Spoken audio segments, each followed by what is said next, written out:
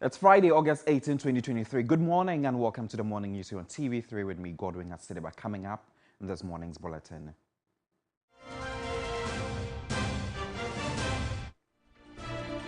In the bulletin, West African military chiefs to give final outline of strategic plans to restore constitutional rule in Niger as two-day meeting ends in Accra today.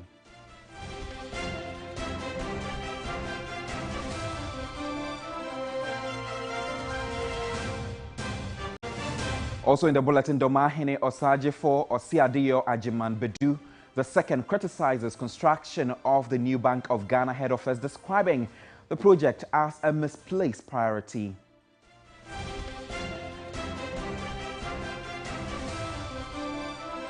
Electoral Commission reaffirms decision to use the Ghana card as sole voter registration document as it opens centers for limited registration ahead of December 19 district-level elections.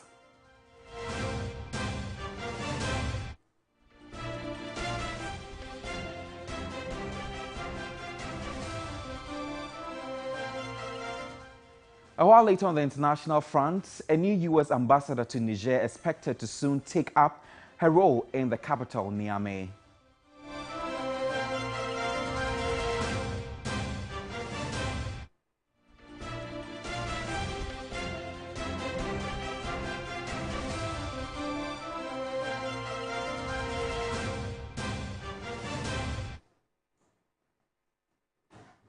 We have details of these and some other stories coming your way if you stay with us. Do remember this news is live on DSTV, channel 279. We are also streaming across the world on Facebook at TV3 Ghana.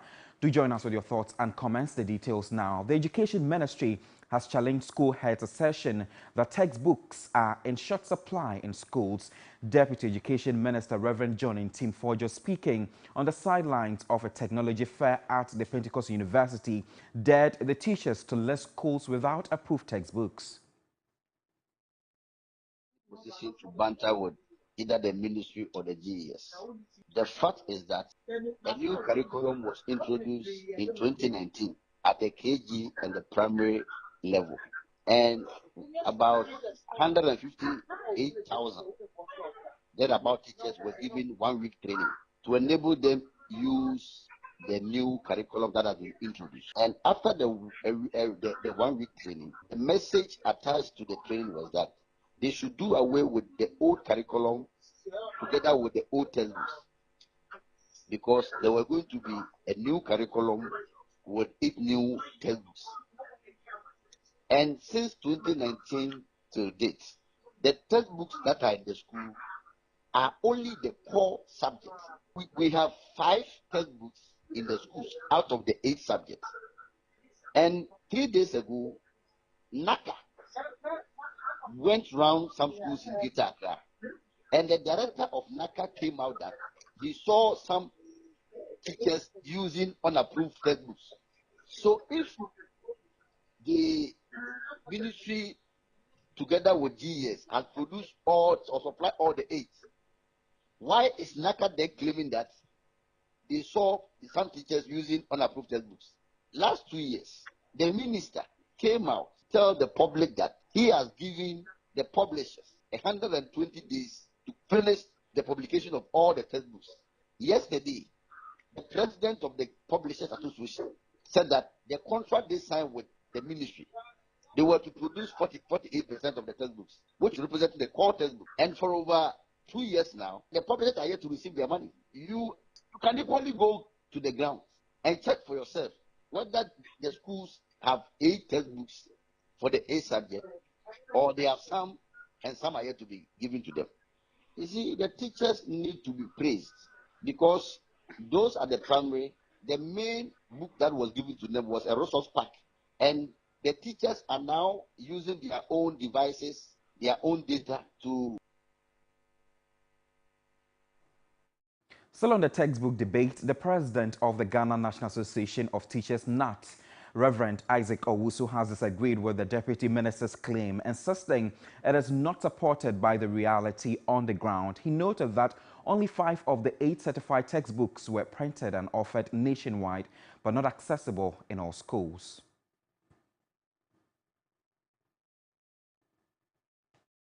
Have textbooks. And I'll prove to you. I will prove to you. All that we do on the distribution of textbooks was done transparently. I remember that I took all media houses, most of you here represented. We went all the print houses in this country with your cameras. You saw the books being printed. You captured it. We took you to the warehouses where the printed books had been packed. You captured it. You even captured tracks loading those textbooks. What I expect you to do is follow up to the schools. As the buses and the tracks are delivering those books, follow up to the schools. Because definitely those books that you yourself videoed will not vanish in thin air on their way. They went to classrooms. So we would want you to collaborate with us. Let's visit classrooms. If there are some classrooms that are still without textbooks, upon the millions copies we printed and we showcased and transported, arrangements will be made for such a school. West African military chiefs are preparing to use force to restore constitutional rule in Niger if diplomacy fails following last month's coup. I was at the opening of their meeting at Bema Camp in Accra, where the chiefs of defense staff reiterated their commitment to undertake the operation.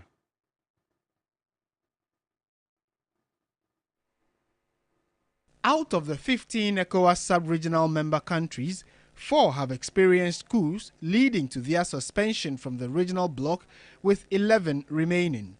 During the meeting to plan military operations in Niger, defense staff chiefs reiterated their commitment to halting the increasing coups in West Africa. The planning is over virtually. Right now, this meeting is talking about pledges when potentially we will start marching. We'll prefer the peaceful means. There is a steely resolve among the ECOWAS heads of state to use all possible means to restore constitutional order in Niger. The charge by the authority of heads of states and government to activate the standby force is therefore in order, and it is in furtherance of our ongoing discussions. I would like to remind us all that the purpose of our gathering is not simply to react to events, but to proactively chart a course that preserves peace, promotes stability, and upholds democratic principles across our region. We must remember that our collective actions today will shape the legacy we leave for future generations. The path that lies before us is not an easy one, but is a path that we must tread nonetheless, with courage and determination. Niger has experienced 7 jihadist attacks since the coup in July, with the latest one on Wednesday killing 17 soldiers. If presidential guards in Guinea and Niger take hostage their president, nobody in West Africa is safe. That is why I urge you to continue to be loyal to your heads of states. The second day of the meeting will spell out details of deployment and logistic plans. A senior mediator at the UN's Department of Political Affairs and a former Deputy Minister for Foreign Affairs says the military government's failure to accept mediation teams from the AU, UN and ECOWAS is not sufficient justification for military intervention in Niger. So diplomacy does not work because you try and then the party that you are engaging with refuses to meet you, and so it ends.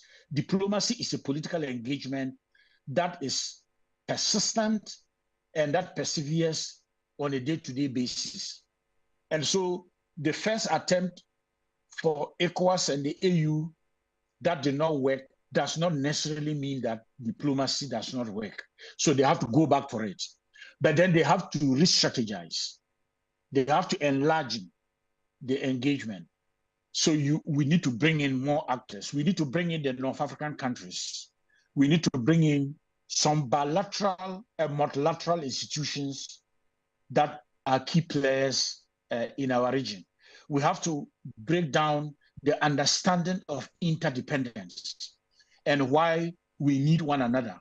We have to bring the level of conflict analysis in terms of how the emerging future looks grim and put that before the military leaders for them to be able to see the contribution they are making, not just to peace in Niger, but to peace in the entire Sahel region and the entire belt of the Sahel from West Africa into the Horn of Africa.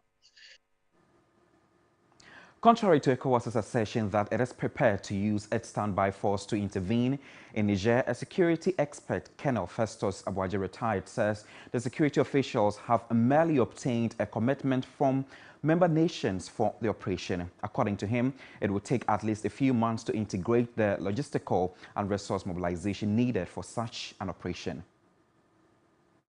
Say that the plan is not ready. So when your campaign plan is not ready, you cannot launch the campaign. Tomorrow, by the close of work, if they have finalized the plan, that is also not the last stage. They need to brief the plan to the ECOWAS Mediation and Security Council, which happens to be the authority because the two are conflated. And at that briefing, these chiefs will lay bare what they think the risks are, what the obstacles are, and the mitigating factors. They will give a sense of the budget. And then there is need for time to find the troops. Let's assume Ghana says, I'll give you a battalion. Now, Ghana needs time to compose or constitute that battalion. Because you don't uproot a battalion. There's something we call the rare detail. So even if you want 2nd Battalion, Aprem Dutak ready to go, it is not all the rank and file that are going to go. You need to leave behind. So you're going to take other troops from some of the existing units. Then you go to the phase where you call marrying up. Because if you take these troops, and then you add artillery, you add this, you add that, and they don't get to know themselves. And the commander doesn't get to know the officers and men and women who are going to work under him and psyche them up and so on and so forth. It may not work very well. Then ECOWAS also has to go and find the money. Now, I have reservations about ECOWAS saying that they have the money.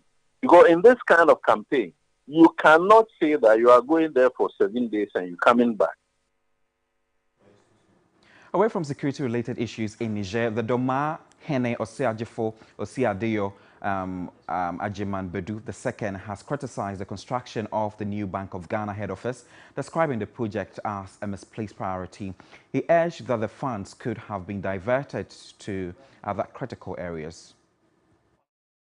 Domahene Osajefo Osiadeyo Ajiman Bedu II says it is not prudent for the Bank of Ghana to undertake the project. Bank of Ghana $250 million. Bank of Ghana says it is using $250 million to build a new head office. What is this? Because they are autonomous, they just choose to do anything they like. How can Bank of Ghana alone decide to undertake such a project? He wants the president to intervene in the matter. Bank of Ghana independent. We are appealing to the president to meet Bank of Ghana authorities as a matter of priority and undertake an investigation into the funding of the project. Already, the minority in parliament has given the Bank of Ghana 7 days to provide information on the cost of the new building.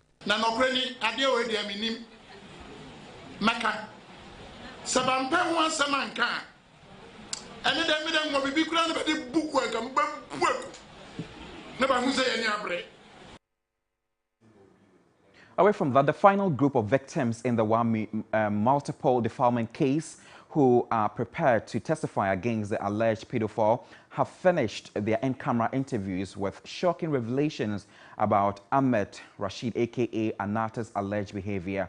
The accused occasionally lures his victims into the bushes and unfinished houses, according to the evidence that was given on Thursday.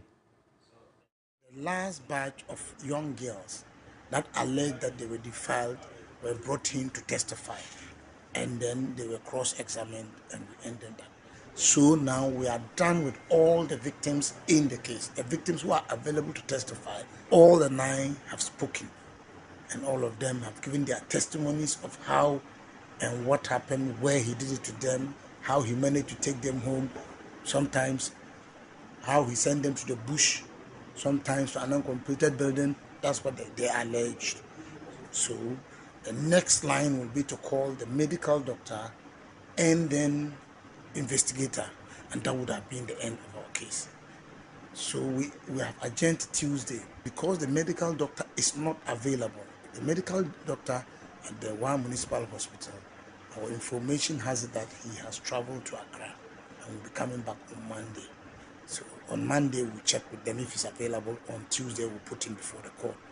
The investigator also traveled to his father's funeral. He'll also be back on Monday, and on Tuesday he'll also testify. But that one will be in open court. And then after that we will close our case and then listen to what he has to say and what the judge will have to say. A private legal practitioner, Captain Nkrabea Efadate, has filed a lawsuit against the Attorney General and the Inspector General of Police over the death of a 17-year-old Washing Bay attendant who was allegedly assaulted by the police before his death. The deceased relatives rejected the police's explanation for their loved one's passing and demanded justice. I'm sorry, I have not contacted the Ghana Police Service, but I have filed a writ of summons at the High Court, and the writ is against the Attorney General and the Inspector General of Police.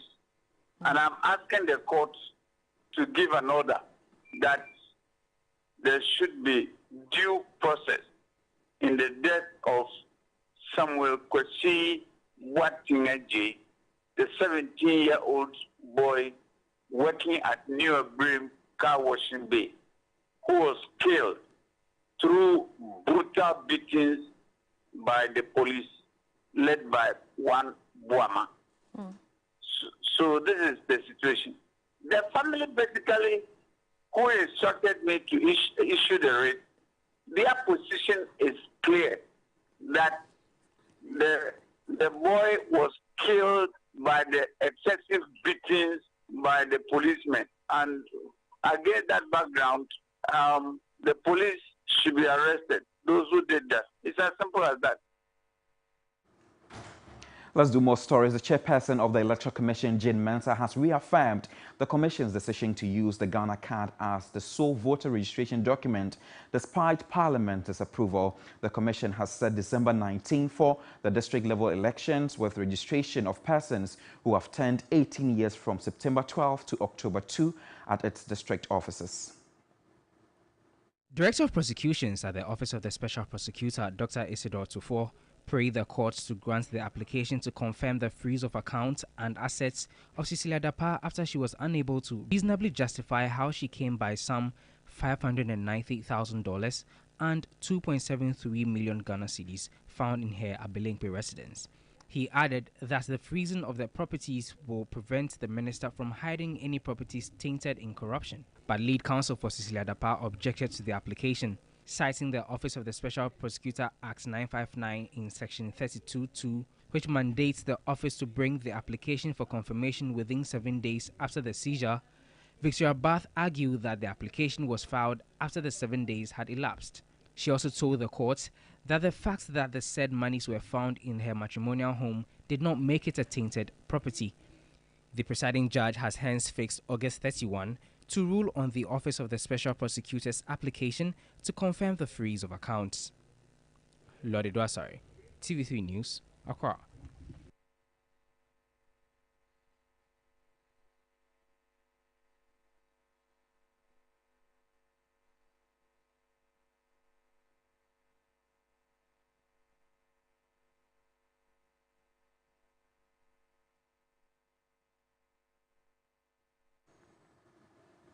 Two more stories. Husband of former Sanitation Minister Cecilia Abena Dapaah has been released on bail without a charge after being arrested by the Office of the Special Prosecutor and the aid of investigations. Director of the Office of the Prosecution at the OSP told the court that Daniel Osei Kufuor was picked up because of alleged tainted monies that had been found in the matrimonial home of the former minister.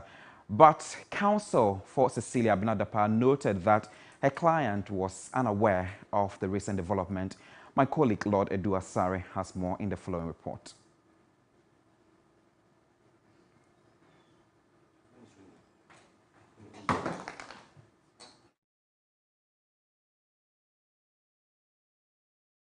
The chairperson of the Electoral Commission, Jean Mensa, has reaffirmed her decision to, use the Ghana card as the sole voter registration, where we brought it earlier in our subsequent bulletins. But up next will be international news. I beg your pardon.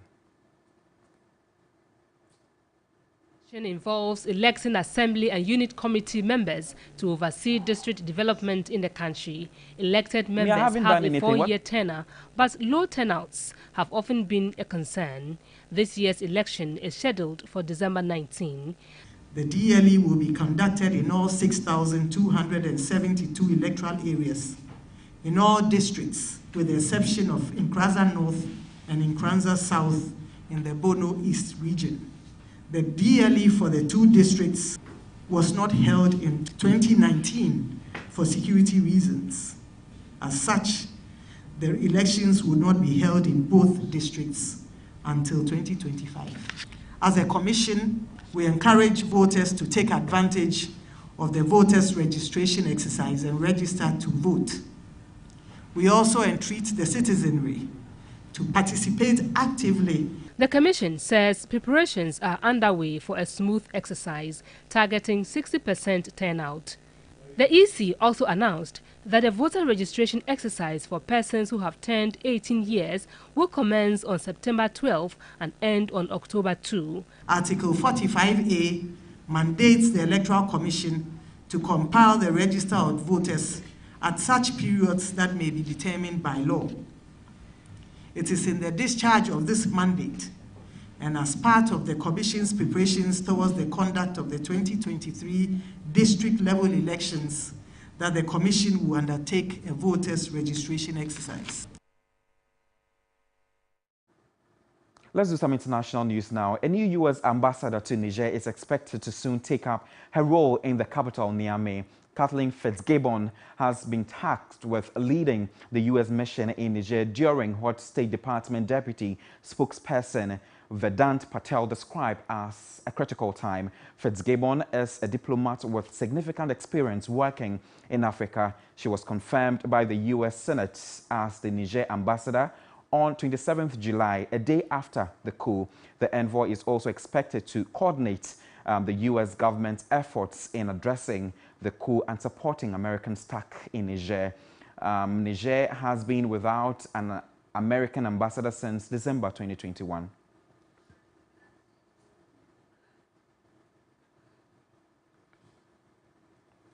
That's it for the news this morning. There's more news if you log on to 3news.com. My name is Godwin Asidiba. Roland Walker continues with the show. Good morning, sir.